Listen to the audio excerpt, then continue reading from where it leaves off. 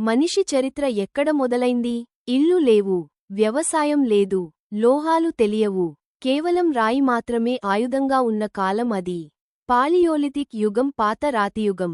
ఈ వీడియోలో మనం పాలియోలిథిక్ యుగం ఎలా ప్రారంభమైంది, అప్పటి మనుషులు ఎలా జీవించేవారు, ఏమి తినేవారు, ఏ పనులు చేసేవారు, ఈ టాపిక్ నుండి కాంపిటీటివ్ ఎగ్జామ్స్లో ప్రశ్నలు ఎలా అడుగుతారు, ఎలాంటి ప్రశ్నలు అడిగారు అన్ని స్టెప్ బై స్టెప్ నేర్చుకుందాం. పాలియోలిథిక్ యుగం పరిచయం. పాలియోలిథిక్ అనే పదం గ్రీకు భాషలోని పాలియో అంటే పాత, లిథిక్ అంటే రాయి అనే పదాల నుండి వచ్చింది, అంటే పాత రాయి యుగం. ఈ యుగం కాలం క్రీస్తు పూర్వం సుమారు 5 లక్షల సంవత్సరాల నుంచి 10,000 సంవత్సరాల వరకు కొనసాగింది. పాలియోలిథిక్ యుగం ఎలా మొదలైంది?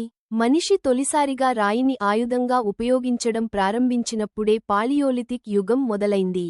అప్పుడు వ్యవసాయం తెలియదు, పశుపాలన లేదు, ఇళ్ళు కట్టడం తెలియదు, కాబట్టి మనిషి పూర్తిగా ప్రకృతిపై ఆధారపడి జీవించాడు.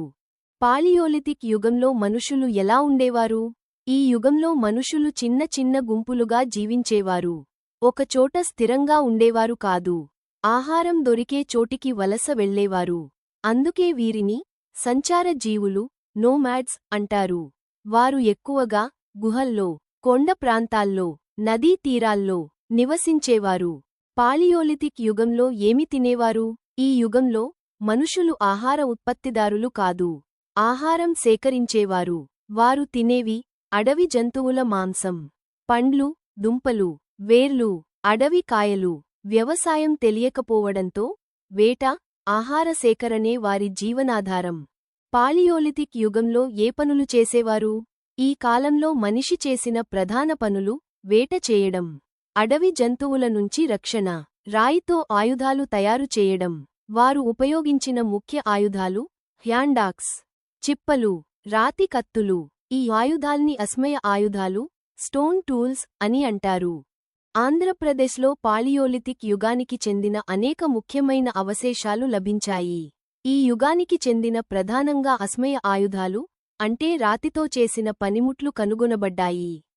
వాటిలో ముఖ్యమైనవి హ్యాండాక్స్, క్లీవర్లు, స్క్రాపర్లు మరియు చిప్పలతో తయారు చేసిన రాతి పనిముట్లు లభించాయి.